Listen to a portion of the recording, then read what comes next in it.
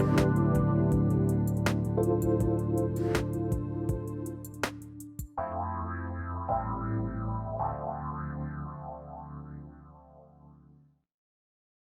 everybody. Welcome to the Christine Upchurch Show. I'm so grateful you're joining us here today. You might be listening live on Transformation Talk Radio or KKNW AM 1150 in the Seattle area, or on Facebook Live on Christine Upchurch's professional page, like I'm talking about myself in the third person, on my professional page.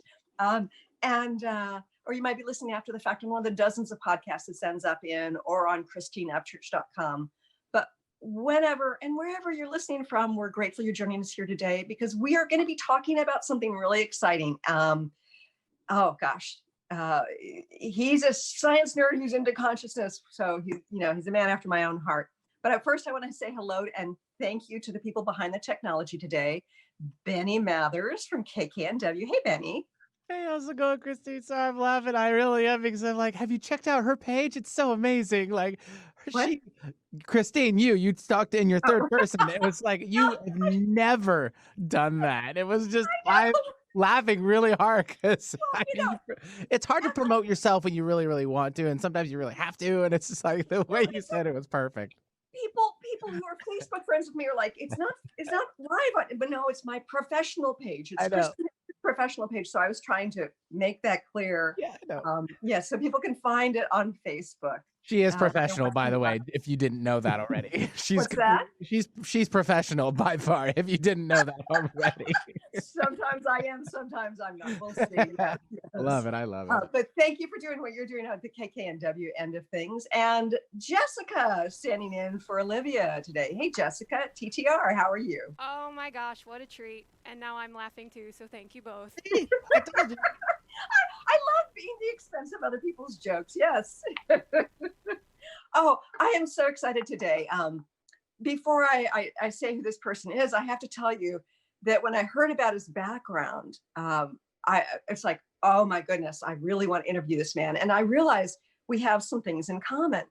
He and I both studied math in our undergraduate work in college. And he's also had a lifelong interest in consciousness. So, but he's this amazing person. And I'm talking about Tom Campbell. We're going to be talking about a big theory of everything, and in a way that is very different from the way I've heard about it from most scientists, most mystics. His name is Tom Campbell. And he began researching states of consciousness with Bob Monroe of the Monroe Institute, who wrote Journeys Out of the Body and was looking at out-of-body experiences. And he and another colleague helped set up the lab to do the research. And that was back in the 1970s. And they were early drug-free consciousness studies. And they helped develop the technology for creating specific altered states. And we're going to talk to him about that. And were the main subjects of studies. So they were also guinea pigs. I love that at the same time. Campbell has been experimenting with and exploring the subjective and objective mind ever since then. So the past 30 years, he has focused on scientifically exploring the properties, boundaries, and abilities of consciousness. He's also been working as a scientist. He's a professional physicist, and he works on sort of cutting edge technology, large system simulation. And I think that that's probably no coincidence because of some theory that we're going to get into. And he has been at the heart of developing U.S. missile defense systems. So we're talking about a heavy duty scientist who's also been exploring consciousness. There's so much more to say, but I'm really grateful that he has written a trilogy that's in a very large book called My Big Toe. There it is. Awakening, Discovery, Inner Workings. The complete My Big Toe trilogy unifying philosophy, physics, and metaphysics. I would like to welcome our guest today, Tom Campbell. Hi, Tom. Welcome. Hi, Christine. Thank you very much for asking me to come here. You know, I'm really grateful to be talking about the science of consciousness. I think that we have had such a tendency to compartmentalize things. There's the mysticism and there's the science. There's the objective and the subjective. But what you've done and what you have created and are still in the process of creating is this theory that integrates them. And I really feel like our next stage of evolution has to do with the integration of consciousness and matter. Can you tell us a little bit about what whetted your appetite to sort of go scientifically towards that realm? Well, I was working on my PhD in experimental nuclear physics, and I saw an advertisement on the physics building door to learn how to meditate. And I did that because that advertisement said that you could get by with less sleep if you meditated.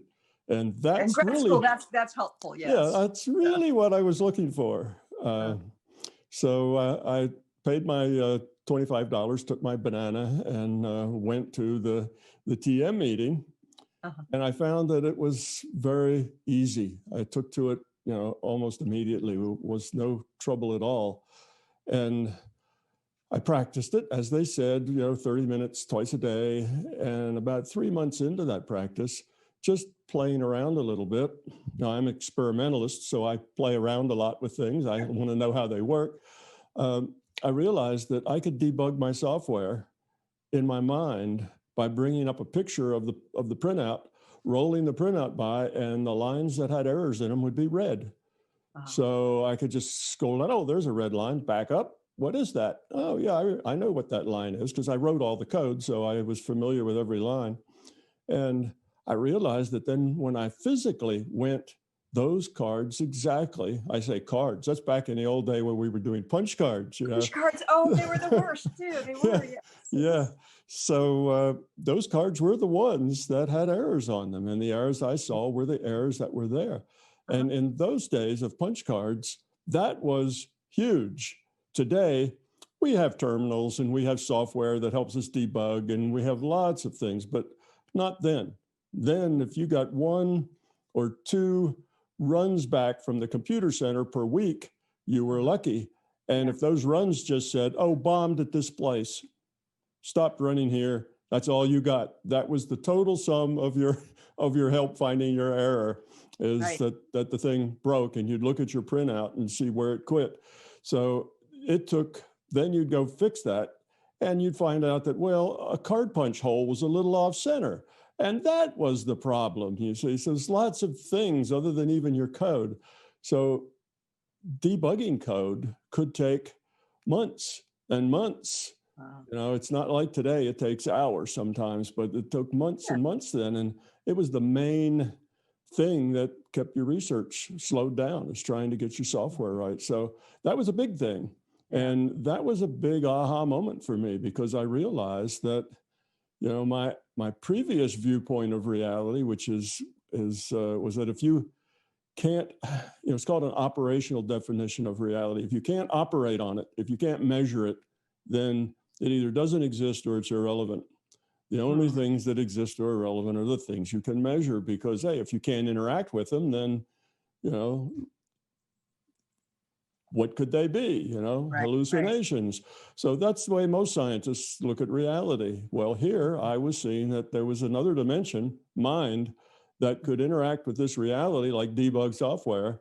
And there was no physical causality involved in it. So that opened up another whole piece of reality for me. So what physicists do is they model reality. That's kind of a real simple way of describing physics. Sure. So here I am, a physicist modeling reality, and I realize there's a whole big chunk of reality that I didn't even realize existed. So that opened my mind to a lot of other possibilities. And within 3 months of that, well, no, it wasn't quite that long, probably more like, a year or two after that, I was out of graduate school, took a job. And within a few months of taking that job, I had met Bob Monroe. Bob Monroe was looking for somebody to help him explain what happened to him, which was this out-of-body phenomena, because Bob wanted to make it science. He wanted to make it credible, not just a crazy old guy who had strange things happen to him. He wanted to put some science behind it. So he was a wealthy guy. So he put up a lab, and said, all right, let's study this. But he really didn't have any plan after that. It was like, build it and they will come, so he built it, and there I was, myself and a friend of mine. And well, that was the beginning of a probably a major change in my, life's course, because within, I don't know, a year, Bob had taught myself and my friend Dennis Menerick how to go out of body on demand. So now I was getting around in this larger reality. And my job as the physicist was to figure out, how does it work? Why does it work that way? What are its limitations? How come sometimes it works and sometimes it doesn't work? What's the difference? So I spent then the next 35 years trying to come up with those answers. And I did it by doing research inside of consciousness.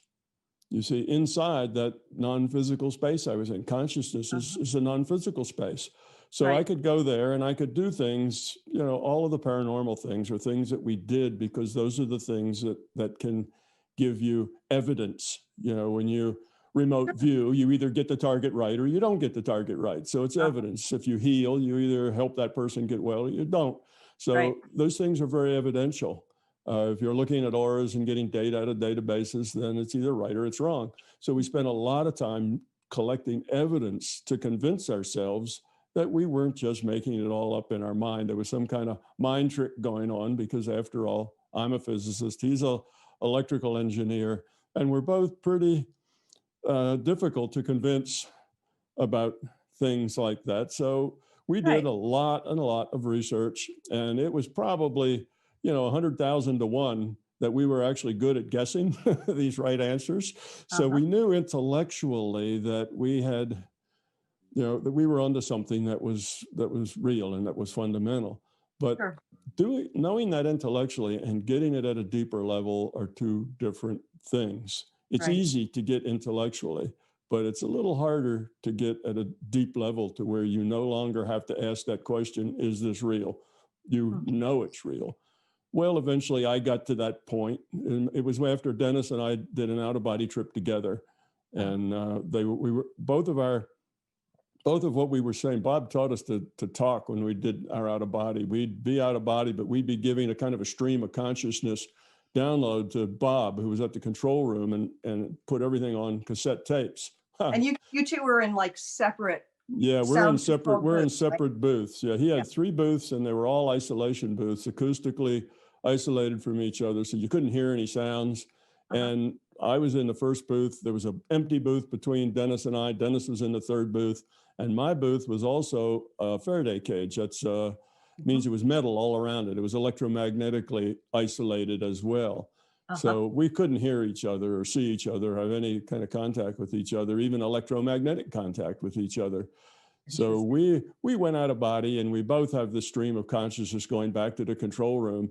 And we met above the lab and went on an out of body adventure together.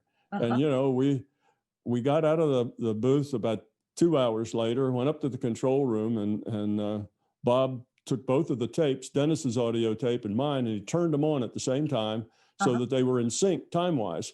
And there was Dennis and I having conversations, answering each other's questions, talking. Oh, do you see that thing over there? Oh, you mean the red thing with the spire? Yeah, that's it. And the yellow thing beside it? Right.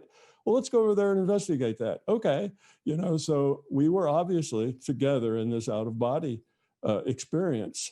And that was the thing that from then on, I did not ask, is this real? Because that got it at the gut level finally, and I was done. So I spent my time, years and years, going out of body and doing evidential things and seeing what difference it makes. Okay, you go and you remote view. Well, you approach it this way, you approach it that way. You have different, not only different techniques, but different mental states, different attitudes. And which ones work, which ones don't, and why, and what does diet have to do with it? Do you do better or worse, depending on the kind of things you eat?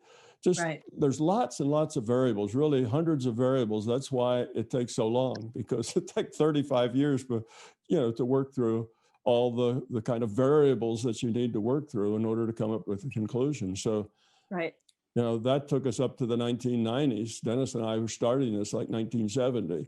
So by the mid 1990s, I thought I understood it. And then when I wrote the My Big Toe book, and that was to be a book about consciousness primarily, although I knew that consciousness was fundamental and the physical world was derived from consciousness. And the way I knew. Okay, and that's huge. So just repeat that one more time. I want our listeners to hear that again. Yeah, I knew is one of the facts. I had a whole set of facts of consciousness. You know, here are the facts in consciousness. And one of those facts was that consciousness is fundamental. Matter of fact, it's the only thing that's fundamental. And everything else is derived from consciousness. So consciousness is the superset, and the physical world is a subset. And the way I knew that, the first way I knew that, is that I could do things within consciousness that would affect the physical world fundamentally. Such as healing, such as modifying future probability, using intent, like the placebo effect, using intent to modify what happens next. Right. So you can do that, but you can't do the opposite. You can't do things in a physical world that then modify, consciousness in any fundamental way. So that means the arrow of causality goes from consciousness to the physical world. And logically, that means consciousness is the superset. The physical world is the subset. You see, and that's huge. I mean, it makes perfect sense. It's very logical. It's simply understood. And yet the consequences of that are huge. Absolutely. That's a big point. But that was just one of my consciousness facts. So I had all these consciousness facts, and then I had all these physical facts, because I'm a physicist, and that's what we do, is gather physical facts. And I wanted to make a single, simple, elegant model that would explain all of those facts, that would explain the physics, because I knew the physical was the subset. So you should be able to derive physics from an understanding of consciousness. Those, the causality flows that way. Sure. So that's what I did, and that's what I wrote my books to be. But by the time I published those books in 2003, I really hadn't figured out the physics part yet. I knew it was there because I knew consciousness was the superset, but I wasn't sure just how to express that. But about 2 years in, 2005 maybe, I got the aha on that, and suddenly I was able to derive quantum physics. I was able to derive relativity, which are the two big things in science now. And I was able to solve all of the outstanding paradoxes in physics. Physics is just full of paradoxes. A paradox for physics is something that experiment tells us that it's this way. Our experience tells us that it's this way, but we just don't understand it. It doesn't make any sense. Right. That's a paradox in physics. And quantum mechanics itself was a paradox. Why should particles be best represented as probability distributions, which they are? Why is the speed of light a constant? Nothing else is like that. Everything else, that if the source of something is traveling and it ejects something, in other words, if you're in a car going 30 mile an hour and you throw a ball 10 mile an hour in the forward direction of the car, then the ball will be going 30 plus 10, how much you throw it plus how much the car was going relative to the ground. Right. Velocities always add. Well, you can have a source of light going any speed you like. And when the light comes out of that source, it goes the same speed. They're not additive. The speed of light is always a constant. It's never any less. It's never any more. It's always a constant. And that is the fundamental piece of information that lets Einstein derive relativity. Relativity really comes out of that fact. What are the logical consequences of that fact? Well, those logical consequences of that fact is the science of relativity. But that fact was always a mystery, sort of like, why are particles really not particles, but probability distributions? Well, why is C a constant? So these are just two major paradoxes in physics, and I can derive both of them. And that means that quantum physics is not weird science. It's logical science, just like any other science. Once you understand how it works and why it works that way, it couldn't be any different. Particles have to be probability distributions because there are no particles. You know, like the boy in the Matrix, there is no spoon. You know, that's basically the way it is. This reality is information based. It's not material based. It's about information.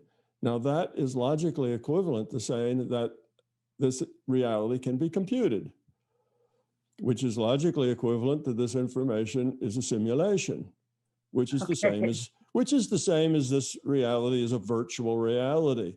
Right. But now, a lot of scientists, probably a very large minority, would agree with me. They'd all stand up and say, we agree with you, Tom. This reality is information-based, because they've gone long past the point where they think this is really a matter-based reality. Now, physics thinks that an electron is not a chunk of mass with a charge. It's a point with the attributes of mass and charge. That's how physics looks at an electron today. Okay. That's how, and that can be described completely by information. That's just information. That's the way you would simulate an electron. You'd make it a point, you'd give it the attributes of charge and mass. So they know that that's the case, but they don't know what to do after that. So many scientists think that virtual reality is a good idea, but they don't like to talk about it much because they can't explain it and they don't understand it past that point. And we have people that go off on conjectures with virtual reality. Oh, it's our future selves that are making this virtual reality for us and other such nonsense. And that's really not the way it works at all.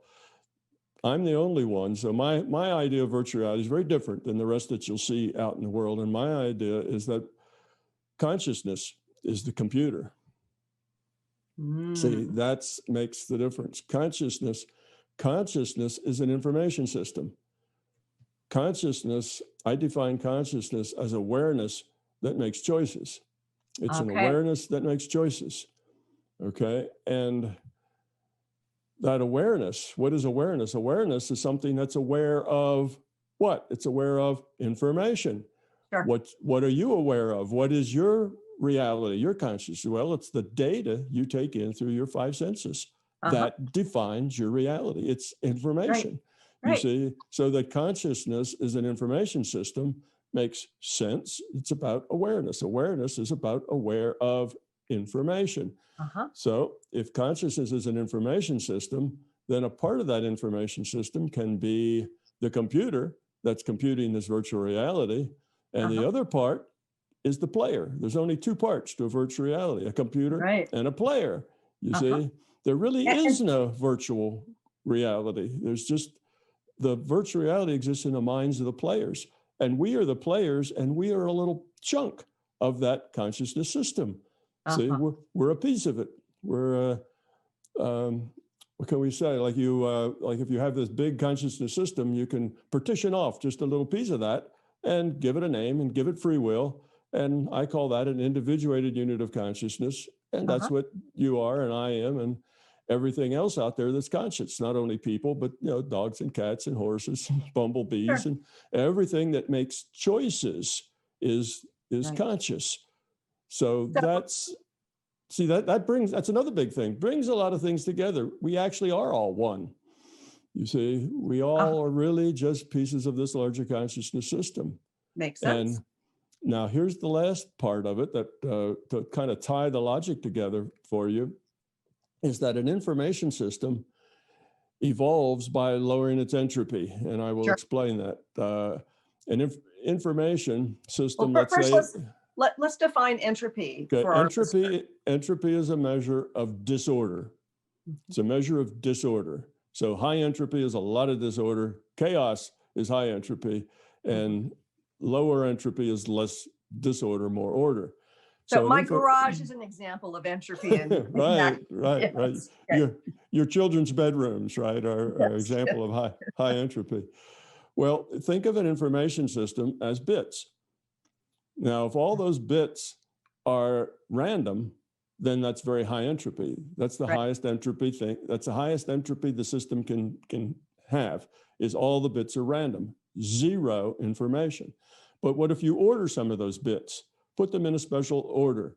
Well, now you have information, you see? So by ordering the bits, you create information. That little ordered bunch of bits could be a symbol for something, could mean something to you. You see, it could be a number, could be a letter in an alphabet. It could be all sorts of things. It's so you order it. So an information system creates information by order, by lowering its entropy.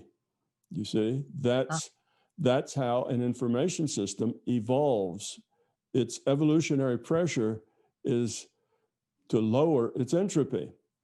Now, it gets to a point where its entropy reduction, its evolution slows down because it's just one big monolithic thing. You know, it's just this consciousness system. And it's kind of limited because just being a single monolithic thing is a very limiting thing. You can't think outside of your own head because you're the only head there is.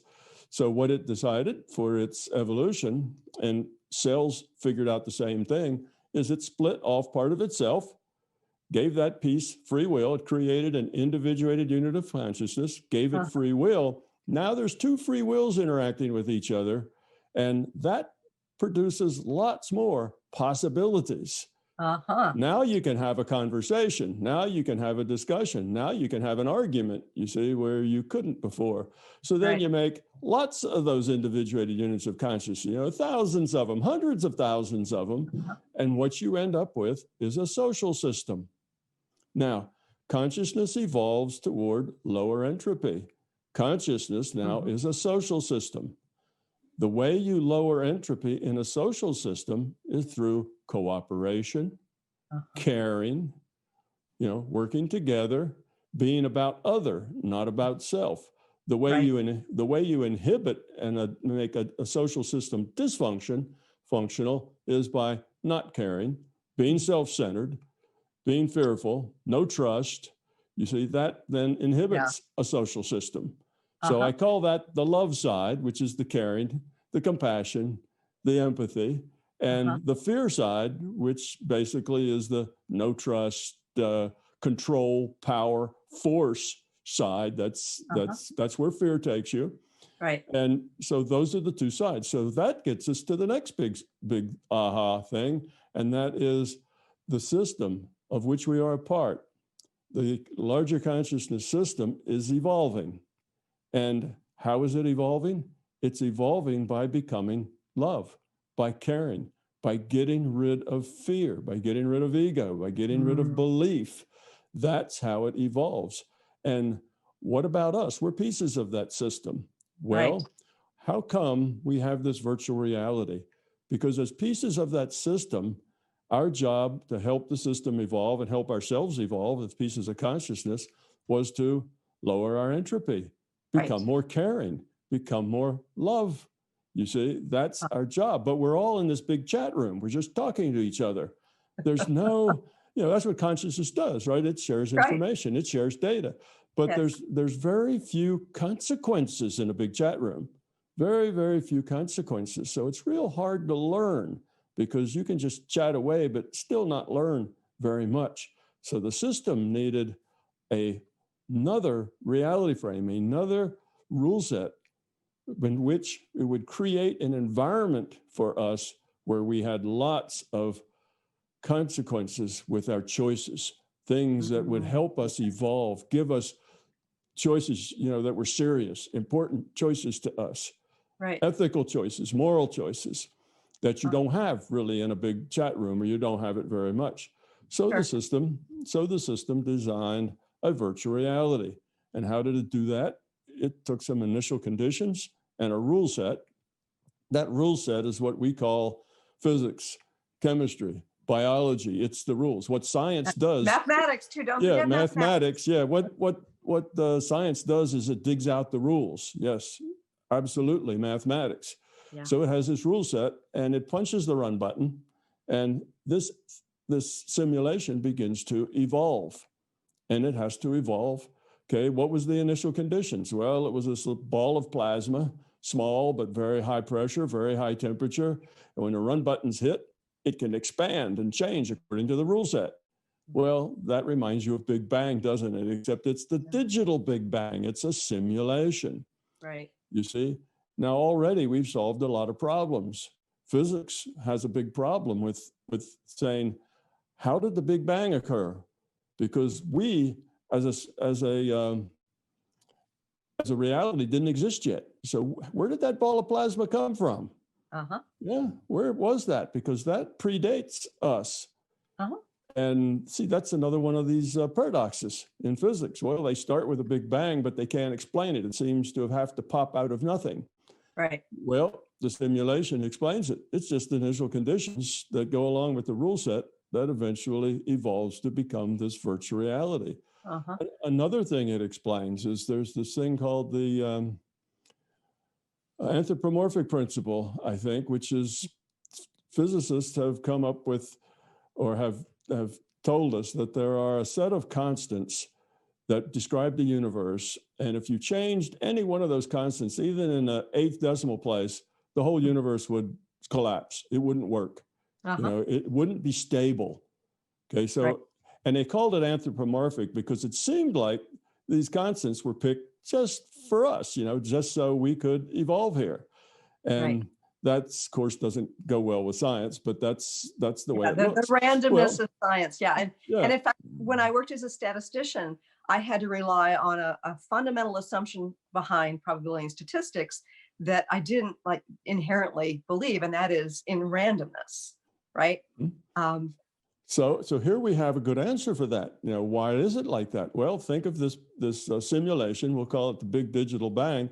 And it's got a rule set, it's got initial conditions, and it's Big Digital Bang. Take one. They push the run button. Oh, it blows up. It doesn't work. It isn't stable. Okay, change those numbers a little bit, a little less gravity, a little more of this, you know.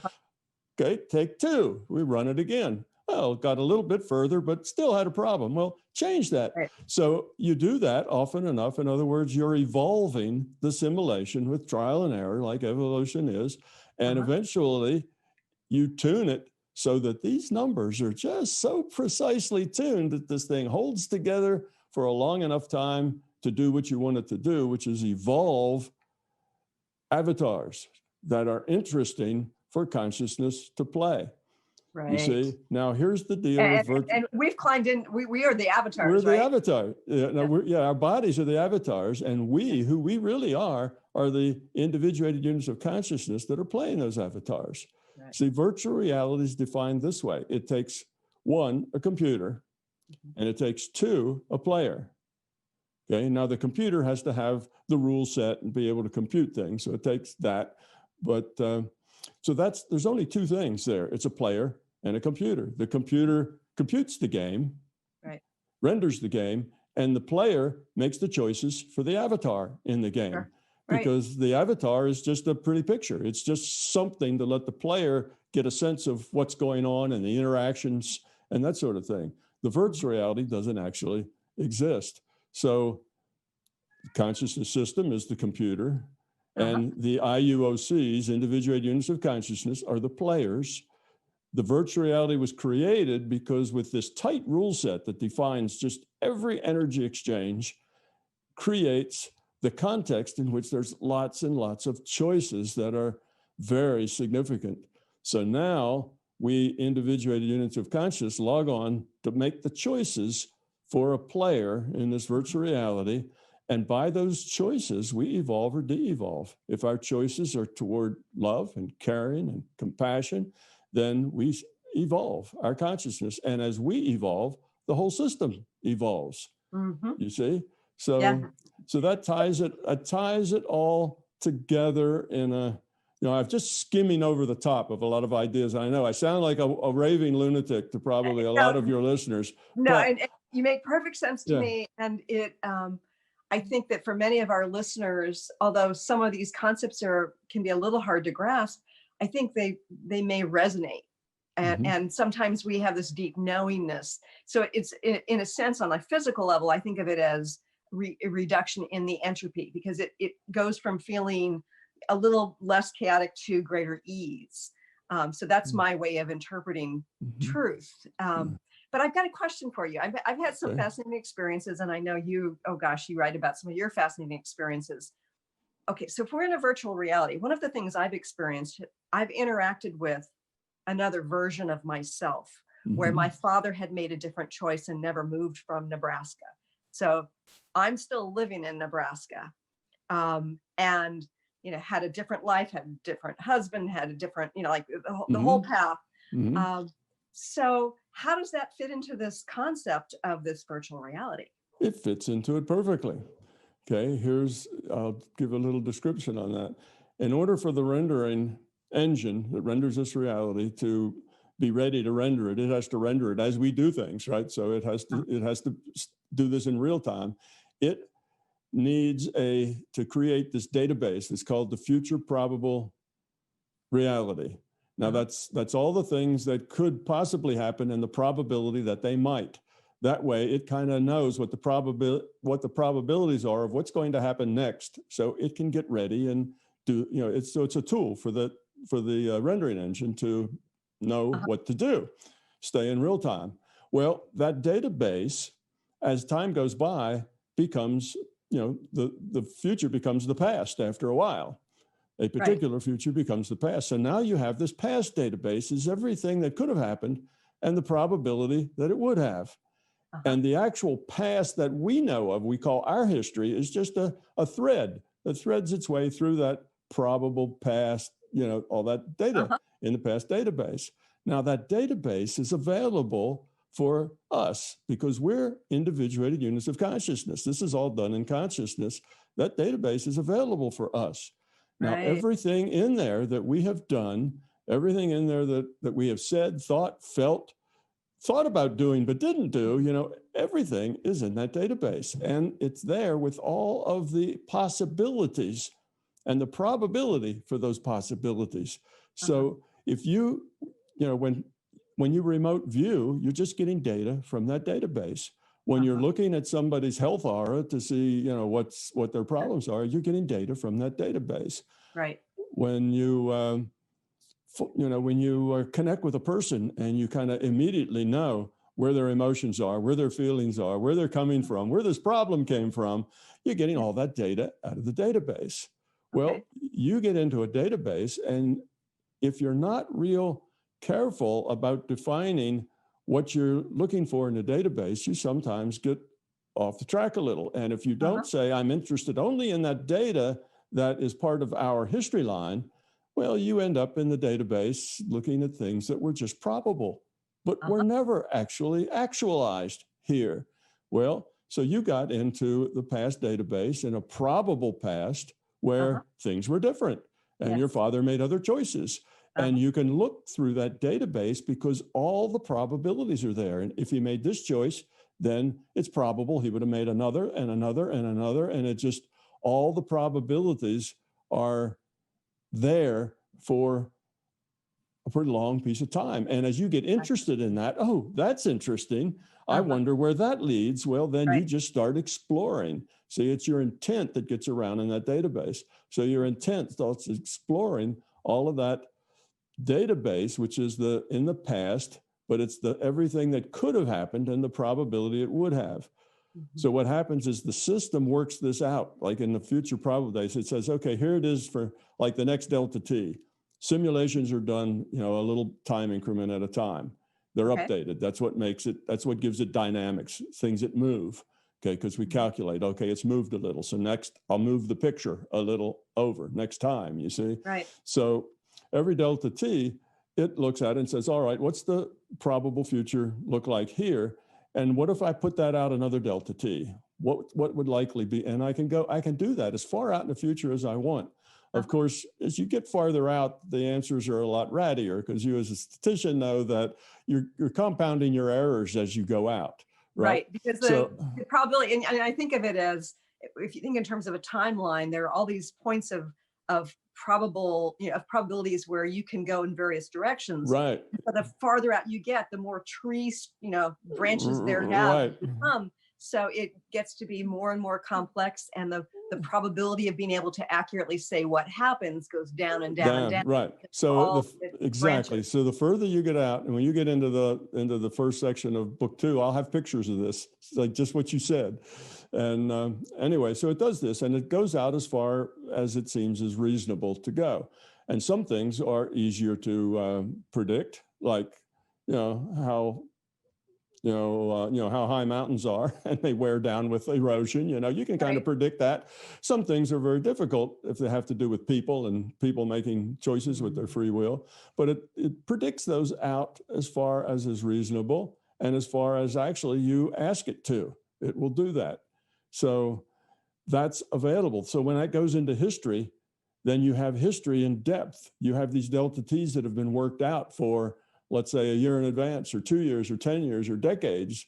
And you can explore all of that probability. So that's part of the information that's available to you as a consciousness.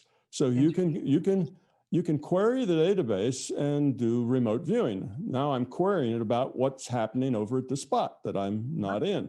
Or I can query the database and say, I'd like to see Christine's health aura. Well, now you get health data on Christine. Or I'd like to see Christine's emotional state, or Christine's spiritual development, and you get data. And the neat thing about this database is that you can specify the output format. You get to specify it. Yeah, so you can make you can make up let's say that you want to look at health, and you want to look at health versus time. Well, you have health, let's say, on the y-axis. You have time on the x-axis, and you can say, show me a curve starting from now. I want every, if it's a long term, I want every 5 years, for the next 50 years. And I want to see a curve with health on this axis, where up here is healthy, very healthy. The bottom is 0, that's dead. No, 0 health, and you can look the curve, and you can see where it'll go over the next 50 years. And that's getting data out of the probability database. And if you're a statistician, like you are, you can say, well, I'd like to see the standard deviation, or 3 standard deviations, of error on that. And it'll get you that. You'll see the curve, and then you'll see the error bars. So and then you can basically see, how deterministic it is. Right, exactly. And you can do all kinds of statistics. Yeah, I've had a couple of people in my class that were statisticians, and they just loved it. Once they learned that, they were getting graphs in 5 different colors with, all kinds of statistical reports back. They were looking at situations, and they were getting, chi-square and t-tests and all sorts of things. They were getting back these results and curves, and they just went crazy. They thought that was wonderful. But let's say if you want to look at somebody's emotional body, well, you can, if you don't specify any kind of a output format, you'll get a default format. Okay, bright red zigzaggy lines like this are going to be kind of anger and upset. But that's just default. If you want to say, well, look, I'd like mine to be like this. I'd like, little pink lines that go in little swirls to be anger instead of red zigzaggy lines. And I'd like the red to be, happiness. Well, then you'll get, it'll come out however it is you specify. This is amazing. You get to specify the output format, and the database query system queries with your intent. Okay, but you have to be, it's not your intellect. You have to be in an intuitive state. This is all happens in intuitive space. So you have to get out of your intellect into the intuitive space. You have to cut the noise in your mind. If your noise is full of thoughts and stuff, that gets in the way. And you have to be able to focus your mind on a particular thing and hold that focus clearly. So all the things that you do now, when you get data, when you get information, all the kind of the paranormal things that you do in a day, and by now I'm sure you do most of it without even thinking about it. It just happens. as people come, as people go, the information comes and goes with them. And it's not really something you have to do on purpose, but you can, you get all that information. You can output it in graphs. You can do statistics with it, because the system is very mathematical. The system loves math too. Consciousness, the simulations, it's all built on mathematics. So when you tell it to do some complex, statistical test or something, it has no problems with that. It loves it. It says, great, I finally got somebody that's asking me an interesting question. And and you'll get all that stuff back. So that's okay. So before we go any further, I know eventually we're going to run out of time. You just mentioned about your classes. I know that it's not just you evaluating what happens. You teach people how to get into these states. You teach people how to access this database, so that we can not only have the awareness, but create more conscious choices and create less entropy in our own lives, which of course will have a ripple effect. How can people connect with you? Well, there's really a lot of ways. They can go to my website, which is mybigtoe.com, www.mybigtoe.com. They can go to MBT events, which is the things I'm doing. These days, it's almost all virtual because we don't, we don't group up anymore. But you can see events there. I have a huge YouTube set. There's literally lots more than 1,000 hours of video there. So it's kind of subscribe. I highly recommend subscribing to your YouTube channel. Well, there's so much there, but I can point out just a couple of things that your users might, or your listeners might like to hear. One, if they're interested in paranormal things, and I should say that, there's nothing really that special about being able to do paranormal things, but as you learn to do paranormal things, you also learn to grow up. In the process of doing paranormal things, you find out that there's something larger than you. You're just a small piece of something bigger. Well, that helps get rid of some of your arrogance. And you have to quiet your mind. You have to be able to focus. You have to get rid of your ego, or your ego is going to trash the information you get back. You're going to color it and interpret it and put errors into it. You have to get rid of your beliefs, or your beliefs are going to color your information. So when you work in that field, unintentionally, maybe, you find out that you're just growing up. You're getting rid of your ego. You're getting rid of your beliefs. You're much more lower entropy consciousness. You're evolving the quality of your consciousness. So paranormal things are neither here nor there, but the process of learning those things demands that you grow up. And people who are really good at these things also tend to be kinder, nicer, more caring, more open people, because that's where you have to go in order to really master these things. So they're good learning tools, like the little wheels that people put on children's bikes, it's something that helps you learn. Yeah, like the training wheels helps you learn. So anyway, you can go to my site and you can look up a course I gave at TMI, because I videotaped all of it. And it tells you how to communicate telepathically. It tells you how to remote view. It tells you how to heal. It tells you how to get data out of databases. And it tells you, how to approach it, things to do, things not to do, what the problems are. Because what it is I give a little talk about how to do it. People go and do it. It's an experiential course. And they have binaural beats that they listen to that help. If they're not good meditators, then that helps them stay in a productive meditation state. If they are good as far as meditation goes, they've already learned that skill, then I say leave the binaural beats alone. You won't need them. But if you do need them, you can use them. And those binaural beats you can get from MBT events. I think there's like 13 or 14 binaural beats. They cost like $20 or something like that. So it's not much. So you can look at that course. That course costs $2,500 to be in it, but it's free. All you have to do is spend $20 for the binaural beats, and you can take the whole course That's and listen fabulous. to every bit of it. And then the only thing you don't get is able to ask your own questions. But all the people who are there in the class are going to ask your questions, because these people come from all, some of them are beginners, some of them are old hands, some of them, are healers, some of them are all sorts of things. And you're going to get all of these questions because we spend hours and hours with questions. So that's probably 90% of the questions you would ask, somebody else is going to ask anyway. So you can take this $2,500 course for free just by getting that one YouTube site. And the other YouTube video that I'd send them to, if you're really interested in the science part, I gave a lecture in Los Angeles, and the YouTube name is MBT/LA space 2016. I gave this lecture in 2016, and it was basically about the science in MBT. So if you're a science person and you'd like to kind of see, what's the logic here, or at least some of it, as much as you can give, in a day's lecture. But I warn people, these are long.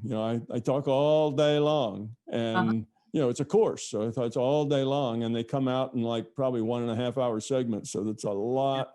There's a lot of video there to watch. But one of the things that you are really good at, Tom, is to explain things in layperson's terms. There's some fabulous physicists out there who don't do as good a job at that. So you make it accessible, which I think is wonderful for those of us who are, a bit towards the scientific nerdiness, and want to learn it, because it's accessible. You don't have to be a physicist to understand. No, you don't. But one of the motivations I had for writing my book was to provide an on-ramp for the left brain logical process people, because to an on-ramp to the big picture. Right. Because there's this big picture out there that people need to see, people need to be aware of, but people who do logical process have a hard time going down that path. They just can't get there. They throw the book down and say, where's the proof? Where's the logic? I don't get this. It's just a belief baloney, and they throw it away. So my book is written primarily to be an on-ramp for those people who need logical process, because it'll take them with logical process all the way through and show them the big picture. Right. So, again, it's my big toe, and TOE is theory of everything. Yeah. So we're running out of time here, but 1 hour just isn't enough, is it? Oh, it's not. It's not. I know that you've talked about fear relates to entropy. Mm-hmm.